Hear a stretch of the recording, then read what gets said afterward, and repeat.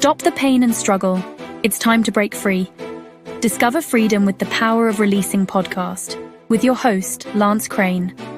Transform your life, one episode at a time. Okay, we're live. Welcome, Darius. Thanks.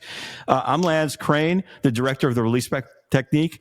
Welcome to Power of Releasing podcast. Today we have a very special guest, Darius, the visionary founder of Wealth Revolution, one of the largest transformational communities in the world, reaching over 10 million people in over 190 countries. His mission is to help others release limitations, awaken their highest potential, and create lives filled with joy and abundance through the energy and healing heart-centered transformation.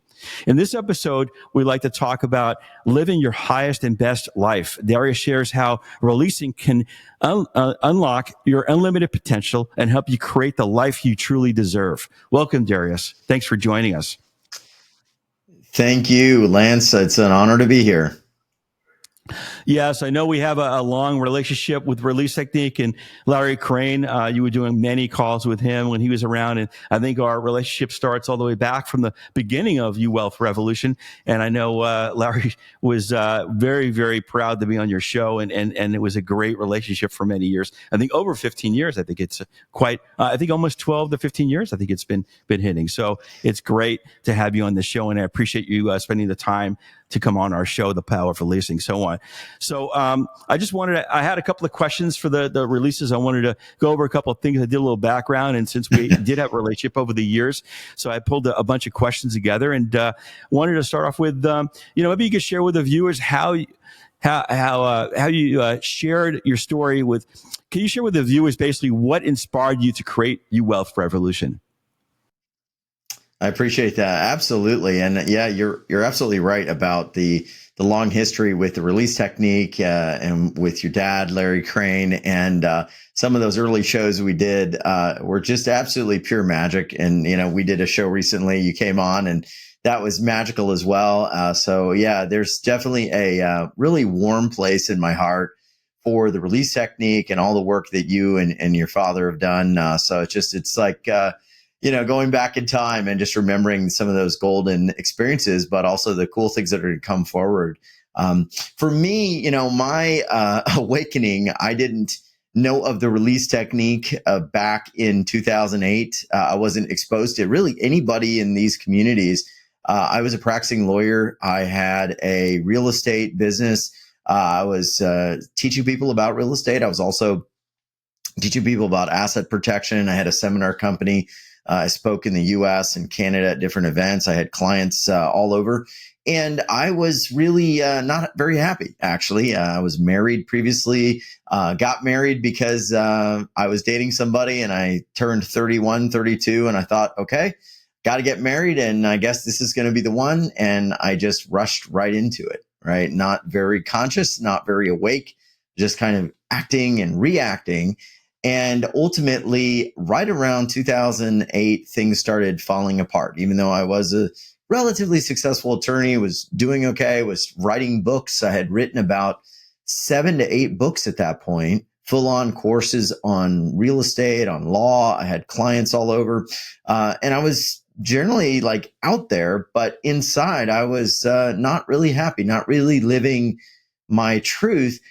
And strangely, the event that changed it for me was a motorcycle accident. I had some dimensional experiences, some things that I think opened up the doorway a little bit into higher consciousness.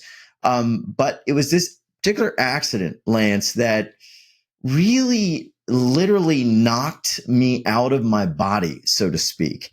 And when I left the body, let me just put it this way. When I left the body, I also got a taste. I got a glimpse of what it was like to be liberated from all of that mental trash, as your dad would always say. Like, all of that left me for a moment, and then I really started to question just about everything. Yeah. And I did do some research, and it does mention about that was the inspiration. It was that motorcycle accident, and thank God you got through it. And it was a wake up call for really getting you to help out so many thousands and thousands of people like Larry. And I want to commend you and thank you so much for helping getting the release technique out to so many thousands of people with Larry, and now starting with us, having a bunch of people take the course and working with us. It's a great, great honor. And, and I did mention real quick, can I share a little bit? Yeah. So I was off-road riding and riding motocross. I love to fix up motorcycles, and take them out riding. And this particular day, I was trying to figure out, my life, what I was going to do. I was married. I had, law practice. I had written books and things like that. I was speaking all over the world, going to Canada. I was very happy at one level, but very unhappy at another level. And so I'm out and I just keep going up and down this particular field, which was not a trail, was not an area that I really should have been riding on. It wasn't my own property. And I was just going like 50 miles an hour, faster and faster with each pass, going through this tall grass, which I shouldn't have been because you can't see what's, down there under tall grass. And on the last pass, it was like the last pass of the day and the sun was starting to go down. Something hit my front tire. Like literally it felt like I just hit like a wall, and I hit this, and I knew at the rate of speed that I was going, it wasn't going to be pretty. I feel this massive, wallop, and I go over the handlebars at about 50 some miles an hour. And, I'm in the air and I'm just thinking to myself, this is not going to be pretty. And it felt like eternity, Lance, that I'm just like hurling into the abyss. And yeah, exactly. Yeah. But when I landed, literally, I heard the loudest snap I'd ever heard in my life. And it was, this arm literally just snapped in half, and it's like, sandwiched over there. And I land, and all of a sudden I black out, and I can't see anything, can't, feel anything. I'm just out. But I had some dimensional experiences in the past. I had some moments where I kind of left the body. I left all the energy, all the confines of these limitations, we'll call them. And that's what happened. When I went out of my body, I went back to that space. And what was really interesting, I'll explain it to you. Hopefully listeners can kind of feel this, but I had no gender. I had no identity. I wasn't, Darius. I wasn't John. I wasn't Bill. I was just isness. And when I went into this space, it looked, Lance, kind of like a nebula. It had like this sort of spacious, sort of cosmic look to it. And as I'm floating around, I remember thinking to myself that there was no finite space that I occupied. I occupied everything, but yet I was nothing. I was connected to everything, but I was nothing in the individual sense. I was the collective. So this was if you can imagine, this is a very different experience from, being an attorney and writing books and being unhappy in a marriage and trying to figure out what you're going to do, to literally wanting for nothing, like being in this space of openness and wanting for nothing. And I remember asking the question in my mind, like, okay, where's my parents or where's my family? Like, where is everybody? And then this is what blew me away. This is what really kind of opened the door, where I had to go deeper to understand all of this, was that the answer that came in that I could feel deeply was that they were me. They were a part of me. I was a part of them. And so somehow was connected to some level of singularity with everyone I loved. And this was the amazing thing. And this reminds me a little bit of what, you all teach in the release technique, was that I was connected to everything. Therefore I needed nothing. Like there was no separation. There was no yearning or wanting or distance between me and everything. Right. So, imagine, you know that feeling, I'm sure, but imagine that. And then coming back into your body, broken arm, the motorcycle was on top of me. And you know how these are with the twist throttle. The throttle, when you crash, generally, if you crash and the throttle side goes into the dirt, it'll stick, right? Because it's supposed to spring back, but if it's stuck in the dirt, it sticks. So the rear wheel's spinning, and the bike's going. It's got a knobby tire, and it's on top of my legs. I couldn't feel my legs. And this tire's spinning. It's, burning a hole through my riding pants. These are big, heavy, nylon pants. And all of a sudden I'm just sitting there like, holy shit, like I lost it. I lost it all. Like now I'm going to be paralyzed.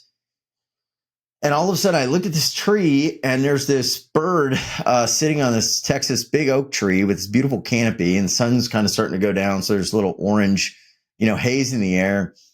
And I see this bird. It felt like it looked at me and I looked at it. And then all of a sudden the bird just leaves, right? It just like flies away. And I think to myself, shit, if I just could fly away like that bird, now I may not be able to walk again. Right. It's like, wow.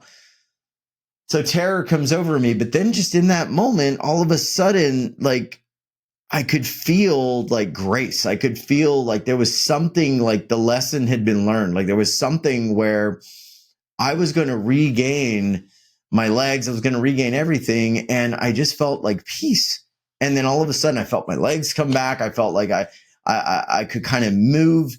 And I pushed the bike off of me with one arm, and, this father and son found me, and they got me to the hospital at St. David's in Austin. The ambulance came and all that stuff. But it was like, wow, talk about a ambush awakening. That was quite a way to wake up, or at least begin to realize there's other things going on the planet besides what we normally think, feel, and perceive. Yeah, I mean, it's so true. We hear that all the time. And I've had I have an experience similar to that, but not to that extent with a car accident. And I've heard my stepfather. Oh, yeah. A very similar experience where when he was much younger as a teenager, he was in a fatal car accident. He actually died, and he saw himself float over his body. And then he watched the paramedics bring him back, and he floated back into his body. And he said, Lance, don't be afraid of death. Larry would always say that too. It's a very peaceful thing, like you kind of experienced, a part of that, in your situation there. And there's a big fear of dying, but it is a peaceful thing, and, Larry always said, I don't have a fear of dying, So that's a great story to start with, and I appreciate you sharing it with all our viewers here. And it's an amazing story, and I'm glad that you got past it and really was able to get to the point where you like helped thousands of people, like what Larry's been doing for many years. We just celebrated our 27th year this year. Release technique. Yeah. And I started this channel to just get it out to more people. We got it out to about 160,000 people, and Larry did a great job in doing that. So we continue to do that. And we just hit a big milestone. I was telling you a couple of weeks ago where we were at in subscribers for YouTube for this podcast. This week we'll probably hit about 90,000 subscribers, believe it or not. Oh. And I started this up about 6 months ago. So we're really excited about bringing on guests like yourself and a lot of new guests that are well known. We're working with a lot of people to bring them on here to share their experiences like you, and sharing experiences on how everyone has the ability to let go of a traumatic life experience like you had and I had. I'm not going to share it on this call. Let's talk about you. But we hear that every day where people's lives has dramatically changed in that type of a viewpoint, as far as something dramatic like that happening with a car accident or a motorcycle accident. So thank you for sharing, And so I have a couple other questions for you if we can move along. And I thank you again. So the other thing is, what is your core mission behind You Wealth Revolution, and how has it evolved over the years? You speak about each person being a gift to the world. What did you first realize that, and the truth of your own life? Yeah, great question. So my mission when I started the show goes back to the actual name of the show, which is You Wealth Revolution. And my wife always says, well, you should have chose a different name. And I said, well, at the time that was exactly the perfect name for what we were doing. So a lot of people think of it as like, is this a show about money? Is it a show about business? And they can't really articulate or connect it to consciousness. Probably would be even more popular if I had consciousness in the name. But if you go back to the Latin root of the word wealth actually goes back, and it goes to the word weal, W-E-A-L, which means generally in Latin well-being. And so the ancestors, they knew it well, right? That well-being was the true root of all wealth. And where do we get that well-being? Where does it stem from? Does it stem from the external world or from the possessions or the things that we have? Well, you and of course your dad, Larry, could testament that that's not true. It comes from within. It comes from each of us, right? So that's where You Wealth Revolution in my mind was born, was that we wanted to redefine what wealth really was, because I had gone, for a good 10 years or so, chasing the outward wealth, much like Larry did. And I'm sure you've gone through those, those paths sometimes, and realized that wasn't it, right? There was something else that we were seeking from within. And it was that internal state of well-being that is the ultimate wealth, that is the true wealth. And the beautiful thing about that is we control that. We are the source of that. And even more importantly, as you well know, we come from that, right? The place that I went to, whether it was in consciousness, whether it was a near death, whether it was a memory of the soul or some other experience between lives, I don't know. But I do know that that space is something that we all have potentially a memory of, and we come from that. And if you notice, I had nothing in that space, but I had everything. It's like the biblical principle, which when we talk about releasing, which I think is pretty cool, is that you get more by letting go, right? You hold on by releasing, right? You expand by dividing, not constricting, right? You win sometimes by losing or by letting go of things that you don't need. Therefore, you can receive more. So all of that was not anything I had to cling to or grab onto or hold on to. It's actually I had to let go. So what we do in the show oftentimes is letting people really connect into that part of them that is perfect, that does not have all of these attachments, all of these challenges, all of these circumstances or belief systems that are holding them back. And, there are many different wonderful teachers, like people you've had on this show, that teach that type of work and teach different modalities and different ways to reach that. And that's what we focus on. And what's really cool about the show that I love, and you've done it, and everyone that comes on does it, your dad did it, and we give people an opportunity to have an experience with a particular soul healer practitioner that is unique, in that that person is going to share a methodology, a way that someone can have an awakening type experience, a shift experience. And they don't have to go through the motorcycle accident like I did, or nearly kill themselves or go on a retreat somewhere halfway across the world. To do that, they can do it just by plugging in. And sometimes in just a few minutes, they can have realizations, they can have awakenings and shifts that could have taken 10, 20 years. Just being at the right place at the right time with the right person can open those doorways. And that's where I think the magic of You Wealth really is taken off. And I'm excited to be able to do that. And it's always new, it's always different, and I'm always learning. So it's a fun process. Yeah. I remember being on the show a few months ago, and we had one woman that was on your show for, I think, 10 years, I think. She never got on the call and asked questions. She got on here. We worked with her. And I remember, and she was angry, she said, and that was her issue. And she always had back problems all the time. And we worked with her, literally like 3 minutes, I think. And she goes, wow, my back pain is gone. I go, I guarantee you, if you let go of that anger and send it love instead, that your back pain will resolve. And I believe she took one of our courses after that, the Power of Releasing course that we had after that, and it helped her immensely. And it just getting people to change their mindset on how they do things. It is a great thing that happens, and we saw that firsthand on your show. Just a few months.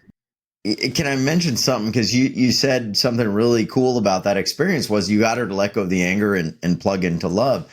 And this is one of the things that I think supports, the work you do and what I'm doing is, when I was in that space, out of my body, in that nebula of consciousness, the one feeling I had was this feeling of just absolute universal love. It felt, and I tell people it's hard to understand this when you're in the physical body, but what I felt was this amazing excitement just for living, for life itself, creation. There was a creation energy that was euphoric, expansive. It was literally like I compared to like a kid on Christmas Day. Like I felt that just rush of joy. Like you think of how a flower blooms. Like a flower isn't like dreading blooming. It isn't struggling to bloom. It just all of a sudden they burst open. It was like there was that creative energy coming from cosmos, from God, from higher source, from love. But it was palpable love and joy and possibility. There was no resistance. And so when that lady released into love, she was potentially releasing into that field, into that space, maybe that we all come from. We come from love. So absolutely, there's so many parallels here. It's just amazing. But yes, big things. And so that's what we try to bring forward. And that's why we've had you on. And we always enjoyed the journey. Yeah, we appreciate that, bringing us back on the show. We'll be back on your show, I guess, later in the year. So we're looking forward to doing that and working with some more of your people, and helping them get over those limitations. So talking about limitations, I had another question for you, Darius. What are some of your biggest limitations you had to release on your journey to living your highest and best life? Yeah, this is a great one. I had a lot of issues around money. Although I always made money, I always felt like I didn't want to look at it. I wanted to just kind of imagine it was always going to be there. And this flies a little bit in the face of some of the spiritual wisdom, where people just want to kind of like not face reality. But I had to get actually very disciplined at looking at expenses, revenue, things like that, and get over the fear of letting some of it go to receive more. It's that, again, that old biblical principle, you get more by giving more. And so for me, that was one of the biggest things. Was I remember the first time I ever hired, an assistant. It was a really big deal, because I was like, man, I got to do all this myself. I've got to control everything myself. I've got to, manage everything myself. I got to make sure everything is done correctly, just through my own hands, through my own work. And again, when I started letting go of that, I started to actually trust, and I started to be okay with allowing other people to help. Then things started exponentially growing. But you've got to find the right people. Another blockage for me, I think, was always comparing myself to others instead of focusing on my own core strengths and my own message, and really connecting to other people, like really listening. Once I started kind of shutting off what other people were doing and not comparing, but just focusing on how can I do whatever it is I'm going to do as good as I can, and not even worrying about, am I the most excellent at this, but more concerning myself with the fact that I just need to really care about others. And that caring, that concern, that heartfelt energy that I am authentically putting out will override whatever it is I'm not doing right. So that's the other one, is like having a big heart goes a long, long way in covering up your mistakes, covering up the things maybe you're doing at a professional level, like, as an influencer, as someone making videos, or someone getting a message out. Even if it's not perfect, if people really know that you care, you really have a heartfelt concern, you're going to be well received. So that was another big thing I had to get over, was like, am I perfect? Is everything perfect? I was like, you know what? Will people remember and know that I really care? That's the thing that they're going to remember, not whether my background was perfect or my lighting was perfect or whatever. It's like, do they know that I really care and that I am trying my best to relate to where they're at? Yeah, I think that's the most important thing. And Larry proved that. He cared for everyone. He took calls from people. We hear it still today every time I post something. His birthday is coming up on the 30th here in March, in a few weeks here. And every time I post something, he always gets people saying, "Oh, Larry told me to come over the house and just release with me, or get on the phone call. Let's get this squared away." He cared for people, and he taught classes. He loved teaching courses. That was his main thing, and he just loved helping people, and people got that. He was tough on people, but that's another thing that people liked. It was tough love, and he pushed people to their limits, and people still to this day appreciate it.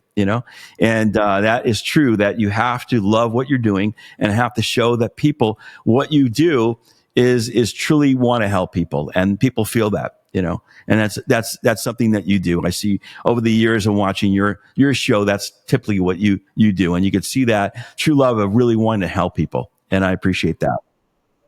It's always end the show, and as much as I can, if there are people that are listening in, and they obviously always are, I try to name them. Like, thank you, Teresa, thank you, Margaret, thank you, Joy, thank you for being here. Just sometimes somebody hearing their name on a platform, like, oh wow, he's acknowledging that I was here, makes a difference. And I've had so many emails from people over the years saying, if it wasn't for what you said, or just that extra word, I was going to kill myself that night, or I was, without hope. And you said something, or you really brought out, this one thing that maybe you had gone through. And it showed me that it wasn't the end of my entire life just because I had a breakup, or wasn't the end of my entire life just because I lost a job. There was something else waiting for me. And I think every human being has to remember that, because we get in our silos, and then it's very hard for us to see that there is a brighter future coming for us all. As long as we don't give up, as long as we keep, opening our hearts and looking, there's always opportunity. There's always something else for us to receive that true love that we come from, that space of, isness that is pure divine love. And we can always receive that. We just have to continue on the path. And as you might say, continue releasing. As I might say, continue aligning more and more to what you really are. What you are is love.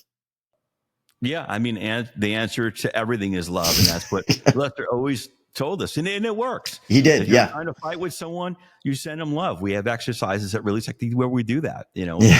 and it just shuts people down right in the steps, right in their footsteps, and that is truly what Lester did. It was he let go of all his negativity in 3 months, and in 90 days he was able to recover and get over his heart attack and lived a healthy life for the next 42 years, doubled his lifespan that we've talked about.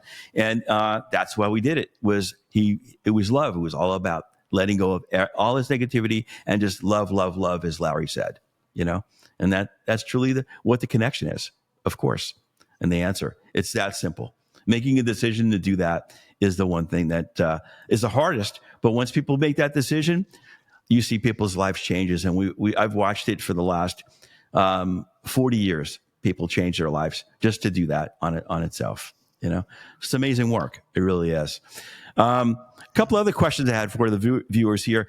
I know I just got you the third edition. We just had the third edition of the Abundance course that we recorded, and just got that to you a couple of months ago. And so I know you've been releasing and working releasing for a number of years. So I just had a couple of questions. How did the release technique help you personally, and why did you believe in such powerful tools for transformation? So I've used release technique on and off. It's an interesting thing being in a position that I'm in, where I'm exposed to so much, and I have such a interest in the anatomy of consciousness. I tell people, I'm not a practicing attorney any longer, but instead of back then when I was trying to understand and master and kind of interpret the laws of mankind or womankind or humankind, now I'm interpreting and attempting to understand the laws of the spiritual universe, right? Like the cosmic laws. So I'm still working these laws. And so it's exciting to try to learn and understand all these different things. And so I will drift in and out of, the release technique as I get exposed to different things, or we reconnect. And so I started doing the releasing years ago with Larry. And I remember the simplicity of it really drew me to releasing, because I realized that in that moment, you could take something that was really festering, really holding you back, really creating almost like a blister, right? A rock in your shoe. And you could just, in a moment, just choose to let it go. You could just choose to release it, if you will, no pun intended. And it would slowly, like that gravitational field that this thing was inhabiting with your, body, with your emotional state, that gravitational pull would instantly start to shift and it would start to go away. It would go farther and further out of your orbit. And so, very interesting, we're holding a lot of things in our field. We're holding on to a lot of things that are weighing us down. And so for me, the releasing has been just a real amazing reminder of how quickly we can begin to let things go. We don't have to hold on to things. And we're in our active energy, our active engagement, being outside of that state of love, outside of that state of unconditional, just true knowing is what's causing us oftentimes to think we have to hold on to these things because we think if I hold on to that anger, then I'm going to win. If I hold on to that anger, then no one can hurt me. If I hold on to that, business really tightly and, and I try to dominate the competition, then I will always have enough. Interestingly, it almost works against you, right? Or it does work against you. It's the opposite, right? You have to let go to multiply. You have to let go to actually, and sometimes a situation like have all the cards, be able to see the board clearly and have no attachment to an outcome. And then you have full perception, you have full knowing, you have full wisdom, full awareness, and then you can make the right decisions. So yeah, it's quite an amazing, it's quite an amazing encapsulation of consciousness and kind of the struggles that humans go through. Sure, of course. Maybe for some of the viewers that are not familiar with the release technique, maybe you could talk about how it works, maybe a little, not in great detail, but a little in terms of how it works, in perspective to maybe other courses and other things out there, from your experiences over the years. So from my understanding, I'm not an expert on release technique. I can still hear Larry's voice in my head. Can you release a little more? Can you release a little more? Can you let go a little more? Can you just imagine, it's just floating out of your stomach or floating out of that place that you're holding it and let it float away a little more and a little more and a little more. My understanding is that you are shifting the energy around your body, around your consciousness, so that you're no longer holding on to those things anymore. And you're giving yourself a permission, if you will, to no longer hold on to that energy space by simply allowing it to leave. And what's interesting to me is that a lot of times those things want to leave. And I think about when I think about energy, this idea that like attracts like. You think about, fields and how energy will begin to kind of intertwine and energy will entrain and energy will begin to mirror form of things around it. When we start to actually let go of the thing that we're holding on to, the charge or the connection between that thing, it starts to change, right? And then so we're no longer in alignment to it. We're no longer in vibrational resonance to that anymore. And then that thing starts to drift out of our life until we start to bring it back. And so when we call upon releasing, we actually have this change in the frequency vibration between ourselves and the thing that we are trying to let go of, and it starts to drift out. And it's a fascinating thing. Like we actually don't need to hold on to these things. We're actually choosing to do it. We're choosing to hurt ourselves and hold ourselves back from ultimate liberation. It's the ultimate cosmic trick, right? That we come from this space of love where we need nothing whatsoever. We have everything in the world we could possibly want, which is nothing, but we have everything.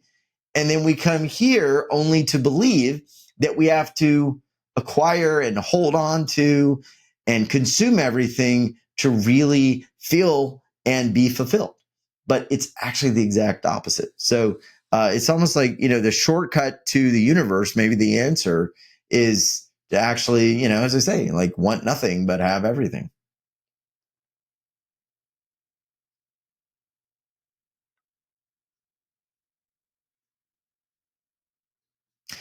I don't know per se always, because like we'll have people like you come on and people will share amazing stories, and then they'll share other stories from other guests and healers. But one of the things that you've told me that I found pretty cool is that some of your practitioners came from some of those early shows that Larry did, and now some of those folks that came from UWealth and from those early days literally are practitioners of the release technique and have been doing successfully well for a very long time. So I think that's a real interesting testament when people themselves, that come to a show looking for an answer, for a different perspective, actually become, in many respects, they become what they were seeking. They become the soul healer that they were looking for, and they help others. To me, what you've shared about that is probably one of the most miraculous things, is that two of your wonderful teachers, workers, practitioners, actually early on that have been with you came from the show. I think that's amazing. Yeah, it is amazing, and they've been around releasing for well over 15 years, and they've been with teachers for 8 years with us. So we have 7 teachers, and 2 of them came from your show. Yeah. A couple other questions I had for you. Yeah. You've reached more than 10 million people worldwide. What do you think draws so many people to this movement?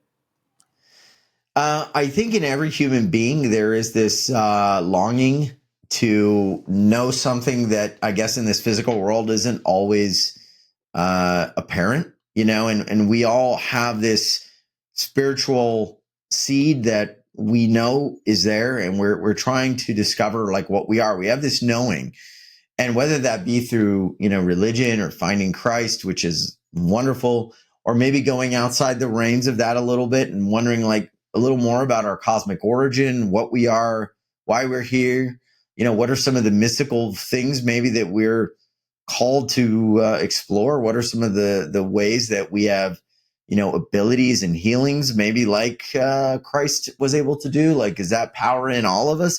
I think there's this natural curiosity.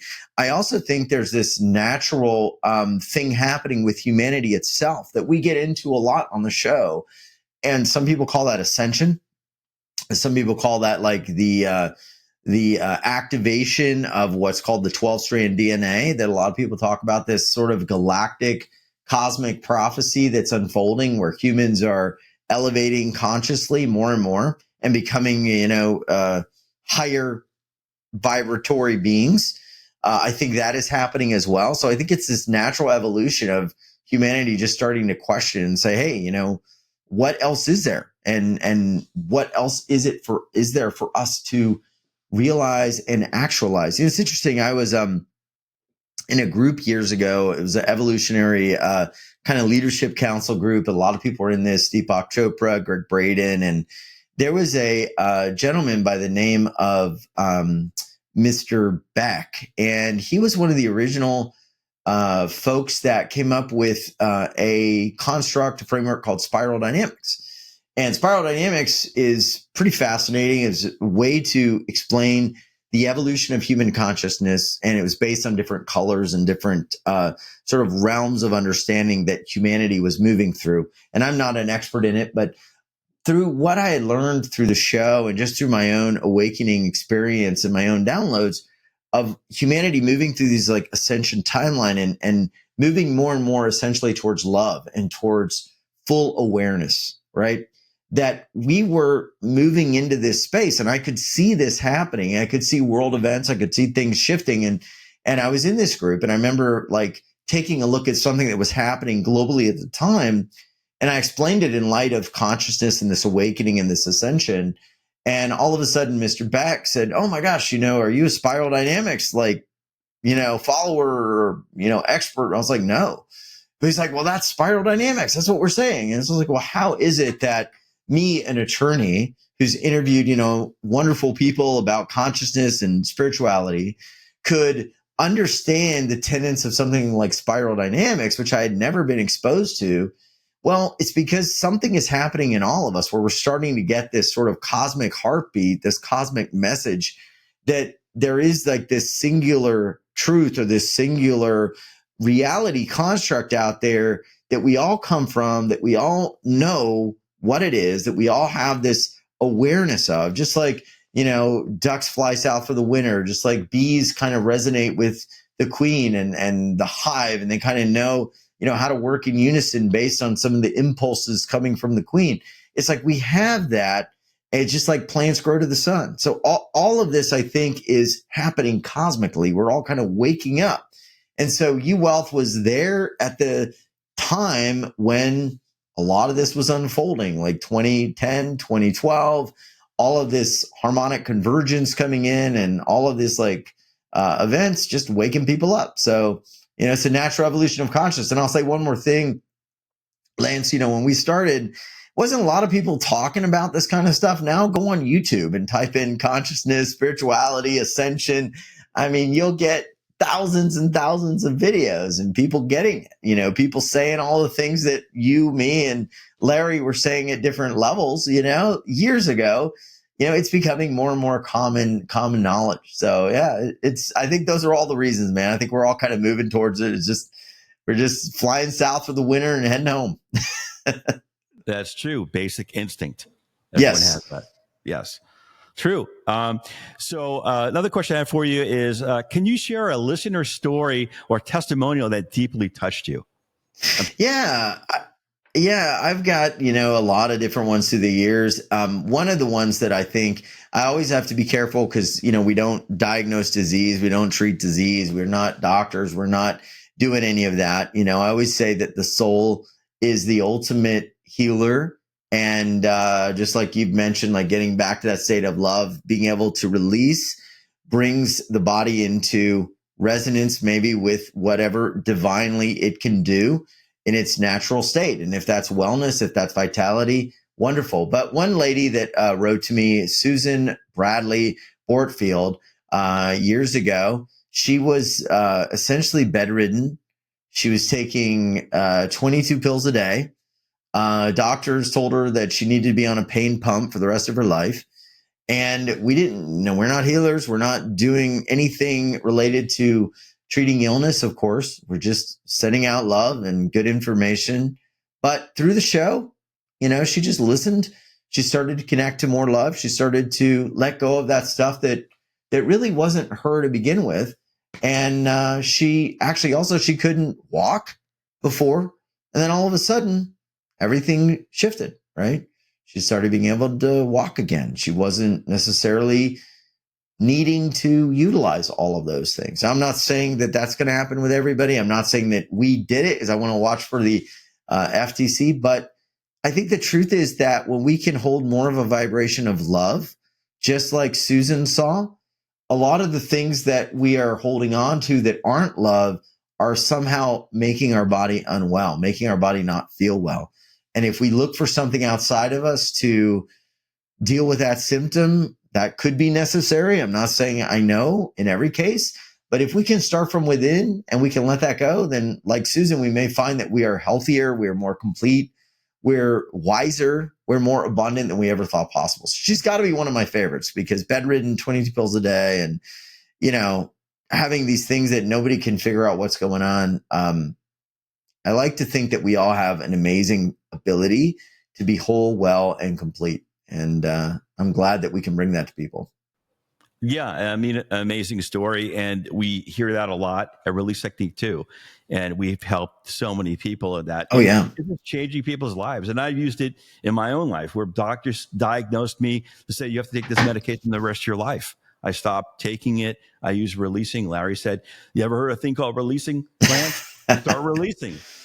I've told you that story before, and I've used it in a couple of instances in my life where I'm pretty healthy guy, but I had some obstacles that come with a car accident and some other digestive system issues, and I overcame it all. And it's been 15 years. I don't take any medications, and went to the doctor for a checkup a couple of years. He's like, "You're doing everything great." Okay. I didn't tell him, see, I told you. He told me I would have to be on this medication the rest of my life. I'm like, Okay, good. I'll see you another 5 years, for a checkup. But it's an amazing feat, and the mind is so powerful.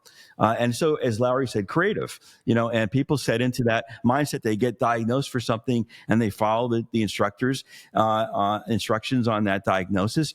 But the mind has the ability to heal itself. The body has the ability to heal itself by just making that decision and changing. And that's what we teach at Release Technique on doing that. It's like you said, it's not, I can't guarantee that everyone's going to get something out of it to do that. But most of our people that take the course, they get a lot of things to help themselves to overcome the impossible, So it is an amazing thing. And I've seen it firsthand for all the years going to these retreats to watch how people overcome so many different disabilities and issues in life that they were not able to walk or whatever. I mean, it's just amazing to see that happen. And then they start breaking down and crying. They're like, I didn't think I could do that. It's like, well, you do have that ability to do that. It's your mind is so creative, to do that. So, thank you for that work and sharing that great story. Another question I had for you is, you talk about the importance of following your own heart's desire. What does that mean to be you in today's world?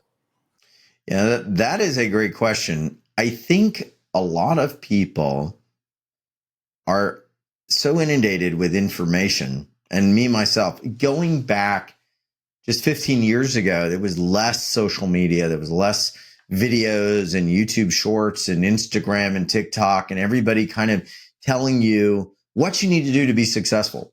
There are people now saying, okay, you need to quit working and retire early, or you need to, be a alpha male, or you need to be a sigma male, or you need to do this, you need to be that. And I really think that the challenge is there's so much out there that people just really can't even begin to know themselves.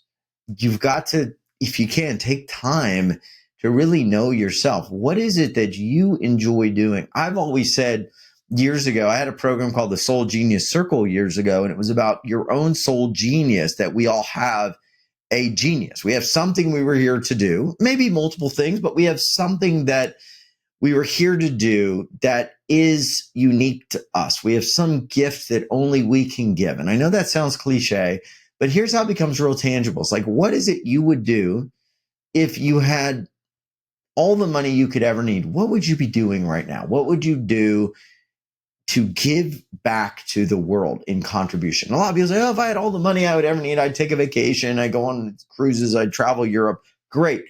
You've done that for 6 months. Okay. And you got it all out of your system. Okay. You've done it for 2 years. Oh, you need 10 years. You've done it for 10 years. But when you're done with all that, and you can still do it, but what is it now when you come back home, unless you're going to travel, what is it you're going to really do that is going to feel like you're giving that connection, that contribution, that love to the world? So what is it you would do if you had all the money in the world? And there's this area where your competence, your joy, your ability, your uniqueness, they all come together. If you've ever seen those Venn diagrams where the circles intersect and there's this perfect point, you have to know what that is. And so I ask people, like, what would you do if you had all the money in the world, you didn't have to work? What would you do? Right? What were you really good at as a kid? What did you find yourself dreaming about as a child, or doing in your spare time or in your spare play? Right? What is it that you do? And when you're doing it, time just stands still. And you're like, man, I could do this forever. What is it you do every day that when you do it, you have more energy from that activity than when you started it? So you spend an hour doing a podcast and you're like, man, I feel great. You have more energy. You feel no longer tired. You feel absolutely alive. So those are all little breadcrumbs, like my friend Janet and Chris Atwood, who wrote the book, The Passion Test, talk about that. These like breadcrumbs to your destiny, that they are things that are your passions. You should get to know what those are. And if you can build a business of giving around that, if you can build a life around that, man, you are going to be in a really good place. And I think that's kind of interesting. Like I talked about how we're all kind of moving. You said this, like human evolution. We're moving to the place where now they're influencers and people that have social media, and they have ways that they can earn a living, earn abundance sharing like what they care about. Like some guy has a travel vlog, another guy does crazy stunts, another guy, he builds cars and then crashes them. Another person talks about consciousness. It's like, how could you imagine all these things happening? But we're getting to the point that each person's going to be able to create from their own unique gifts. And, look at now what they're talking about with AI, and where we're starting to see now they're infusing robots that are absolutely extremely ambidextrous. They have all sort of articulation points and software that can allow them to do very intricate movements with their hands and with, their tools. And now you interface that with AI, where a robot could literally have access to, all of the steps needed to rebuild a complete engine or something, like a Ford, 350 1977 transmission, right? And every little thing. And so when you have unlimited information and then you have unlimited articulation, essentially, you merge that together, what's going to happen to humans and human labor? And it's like we are going to have to, at some level, get out of the mechanistic type of work, which is happening now, and get into like what we're perhaps really here to do. And that's our own unique contribution. So I think it's inevitably like all moving towards like what we're talking about right now. That higher evolution is moving us out of that framework of, sort of that mechanistic robotic type of 9-to-5 job into like, what is my highest calling? What is my highest mission? What am I here to do? What is my soul calling? And with the release technique, what holds us back from that oftentimes is all the stuff we don't want to let go of, right? That's where we hold on to all the crud and we can't tap into the higher energy, can't tap into that higher knowing. We can't tap into our genius because we're angry about that thing that happened, 10 years ago because the business partner took our money. We're going to be literally almost, I don't want to say forced, but we're going to be really prodded to release that. The other thing that I'm noticing, and I talk to a lot of people in the healing arts, as and what we're finding now, a lot of people are having more physical challenges because as we elevate in consciousness, wherever we're holding that unforgiveness, that density, we like to call it, that starts to weigh down the body. And as these frequencies start to rise and we start to become, a lot of people think we're moving more and more to like a crystalline DNA. We're moving more and more to light, to higher vibration. Like what happens? Like if you're driving a car and the front wheel has a little bit of a wobble and you're going 5 miles an hour, hey, it's no problem, right? So maybe you feel it a little, no big deal, because vibrationally 5 miles an hour is not a super high rate. But you start going 100 miles an hour, and you've got that wheel turning like that and it's out of balance. What's going to happen eventually? Like that whole, hub drive shaft's going to fly off, right? Because as we vibrate higher and higher, all that stuff that's not in alignment, all that stuff we're holding on to, eventually it starts to just become such a distortion, such an uneven, imbalanced weight, if you will, on the machinery that everything just breaks apart. And this is why I think people are having a lot of stuff come up. They're having health challenges come up and things are kind of breaking down because we're elevating. We're slowly getting lifted consciously year after year, and it's not going to stop. So people do need to pay attention to this, I think, this topic, and also some of the techniques that they're going to uncover through you and through me and through this whole, consciousness expansion that we're moving through. Yeah, there's a lot of great resources out there, and more than ever, like you said, it's really changed out there with so many different social media platforms out there and so many different channels and YouTube and everything else out there. There's so many resources out there, and that people are realizing it now. It's really changed so many years. What advice would you give someone who struggles to trust their own heart and intuition? Yeah, go silent. Go within, take a very simple test. I call it the food test. And all you got to do is think about a food that you really don't like. Like, what is a food that you just cannot, you can't stand? For some people, it's like Brussels sprouts or broccoli, whatever. We can all do this right now. What is a food that you absolutely just do not like? Think about it right now. Someone's going to, make you eat it, or there's a big steaming bowl of it right in front of you right now. And what does that feel like, right? Feel that if you can. I don't want anyone throwing up or having a car accident, so don't do this while driving. But wherever you feel that, whatever you're feeling in your body, just make note of it, right? Make note of that feeling. That is, for most of us, probably going to feel like a contraction feeling. The food is very sensory, right? We can imagine like, oh, it would taste horrible. Oh, but the texture is like, so we feel our body kind of pull away from that. Now imagine like a food that you love, or a person you love, or maybe a place you love, something that you're really drawn to, and then feel what that feels like in your body, right? So you could do that now, as long as you don't go off the road if you're listening while driving, but you can feel into that, just kind of get a sense of where you shift and where that shift is happening in your body. You may be like, oh, I really want it. You may find yourself pulling closer towards like, the front of you, wherever you're sitting. You may feel yourself like having different things happen. You may salivate. You may get really excited. But that simple food test is like how I evaluate opportunities. If somebody says, oh, you should do this, you should, invest in this business, or maybe I should go buy this property, or do this in real estate, or maybe something, right? I feel into it. Like, when I really feel into that, when I look into that, when I look forward into my timeline of my life, does that feel like something that I want to move towards, like a food that I love? Or does that feel kind of like, it's okay, I could do with it or without it?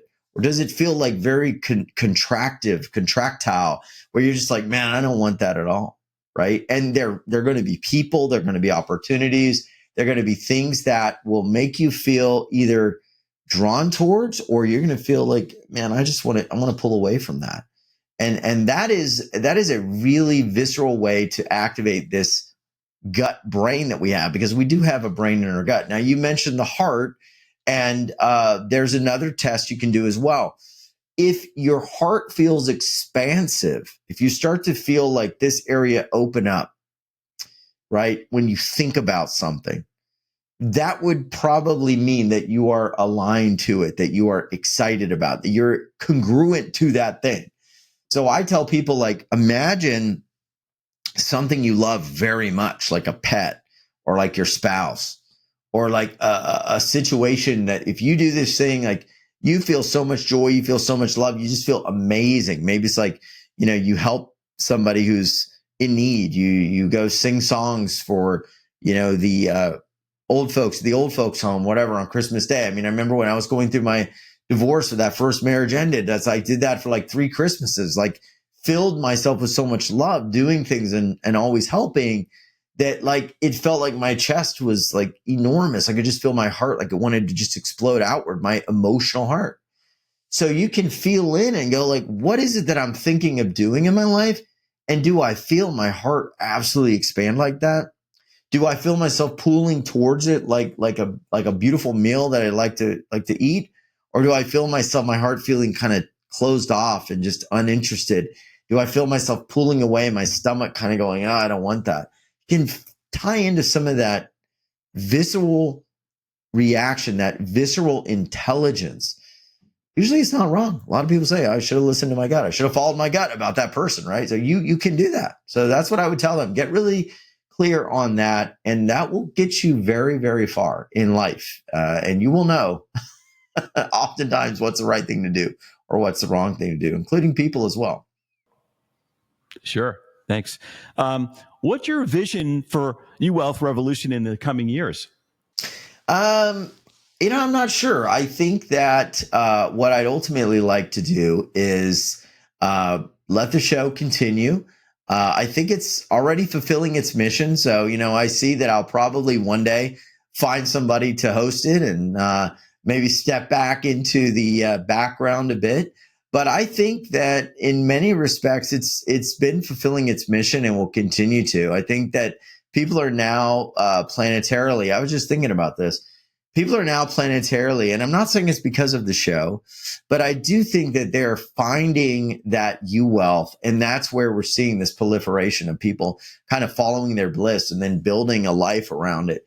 So I almost feel like we were there to bring this idea forward. And I think it was something that cosmically was destined to happen, that people would start to like tune into this heartbeat and start to align to it.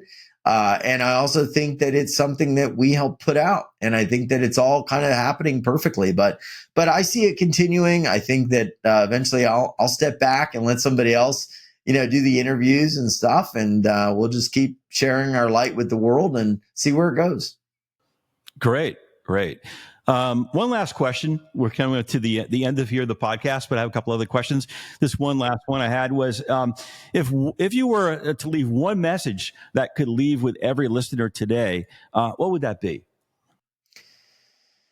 Follow your heart. The very simple but powerful adage of follow your heart. Your heart knows. And with that, people are going to say, well, I don't know, what is my heart really telling me? Go in. If you feel expanded, if the thing that is presented in front of you makes you feel joyful, makes you feel excited, you may be scared. You may not be sure whether it's the right thing. I remember when I was thinking about even doing the show years ago, the lady that ended up producing the show with me, Sonia Darian, wrote me and said, hey, I have an idea. We should do a show together, and I'll produce it. You do the interviews and everything and handle the, aspects of that side. And for 2 days, I was like, it sounds awesome, but man, it's going to be a lot of work. But, I just went through this divorce. I don't really want to go through this. And I felt like, I worked so much in that marriage that, how am I going to have a relationship if I start this show? But you know what, Lance? I couldn't let the idea go. Every time I thought about it, even though there was this little bit of fear out there for the unknown, my heart it felt like it was growing. Like I felt like I could feel like my heart wanted to fly out of my chest. I could see myself, with all these opportunities and being around really cool people and being able to share like with people like you and your dad.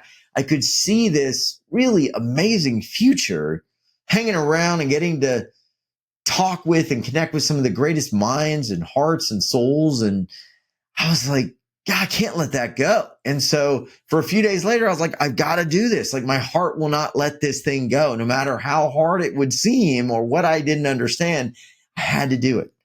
So your heart generally will not lead you wrong. But the other side of this too, and I'll just be quick, we've got to balance heart energy and love with wisdom. There have been a lot of things on the planet that I do believe have tried to hijack humanity and this opening heart that we all are going through, where we have love, but it's like love without wisdom. Love without wisdom is like foolishness.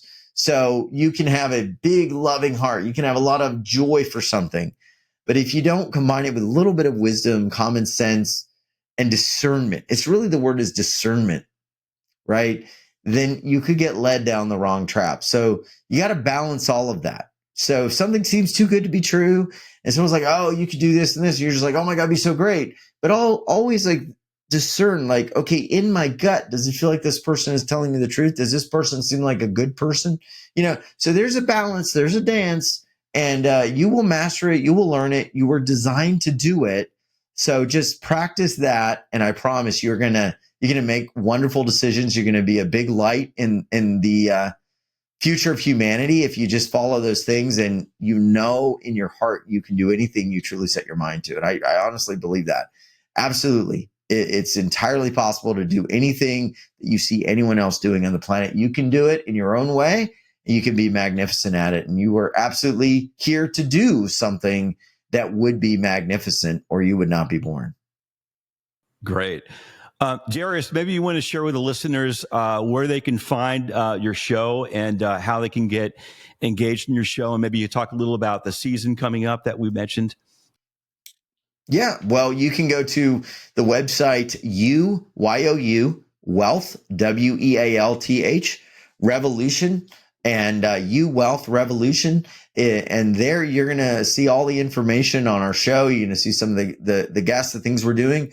We've got a bunch of amazing free gifts, and our show launches on the 10th of March, and we're going to go into May, June, and it's free. And every Monday, Tuesday, Wednesday, and Friday, we have a live show at 3 p.m. Central. On Fridays, we're going to be doing it this season at 1 p.m. Central, and you're going to get to raise your hand, get help from some of the world's top energy soul healers, teachers, masters. And we're also going to be sending out tons of different gifts and energy protocols and ways that you can really align to your best life. And the coolest thing about the show, I think, Lance, is that it's a vibration, man. It's a resonance field, right? If you feel better after this interview, you feel more hopeful. You're like, hey, this is exciting. Darius and Lance are talking about great things. Why don't I feel that way when I talk to my friends? Or why don't I feel that way when I tell my parents my dreams, or my girlfriend, or my husband, or my brother? Well, it's resonance. You can't get from people that aren't living their life's purpose or life stream. You can't get that alignment, that understanding of what you're trying to do if people are miserable, right? Somebody who's going through a life that they don't want to live, and they're challenged, they're not going to really understand that you want more. So sometimes it's about getting in that vibrational match with people who are living that, who are seeing that, and then you start to feel more like it's possible. And that's what we do every day. Plus we do energy work. And energy work is really this space of opening up what I experienced, which was a place where everything that I had been wanting to know started to come in, and I shifted. And so we can do that through energy. We can do that through releasing, like Lance teaches. You can do that through soul healing work, and we can do it quickly. You don't have to necessarily go through a motorcycle accident or have a car accident or have a near-death experience. You can begin to ground in, begin to feel, begin to become more in tune with yourself, and let someone help you accelerate that process. And when you do, you'll find that the only thing that's been stopping you your entire life long has pretty much been yourself. And that's a pretty big realization. It's a little bit humbling, but I promise you're gonna make it to the other side of that, and then you're gonna have things happen that you just cannot believe. They're gonna be so good. Great message. Darius, thank you so much for joining the podcast. We appreciate it so much for taking the time out of your busy schedule to come on and talk about your viewpoints and your show. It's a great show. I've been on it. Larry's been on it, and a lot of great speakers in there. So I encourage everyone to check that out. If anyone wants to find out more about releasing, you can go to releasetechnique.com and go to live classes. We have a whole schedule of brand new classes to be released. We have live classes. We have streaming classes. If you want to find out more about the Abundance Course, which is our flagship product, you can go to releasetechnique.com and go to get started. And you go there, and we'll give you a coupon just for this podcast that we have, which is the coupon code will save you $100 off the regular price, which is usually $197, and it's POD W97. So PODW97. And that will save you immediately $100 once you check out for that. And it comes with a 30-day money-back guarantee, so you have nothing to lose. And that course got out to over 160,000 people. So it's been proven. And we encourage everyone to go try that. And I want to thank you so much once again, Darius, for joining us. And please like and subscribe. We have a great amount of other shows coming up each couple of weeks. We have a lot of amazing other guests coming this next couple of weeks here. So we're going to be introducing them. And once again, Darius, thank you so much for joining it and sharing all your viewpoints. And I commend you in helping so many people and thousands of people over the years, and helping also get the release technique out to a vast amount of people too with your show. So once again, thank you. And we'll close it right now. And thank you again. Thank you, Lance. Thanks for all you're doing. Thank you. You too.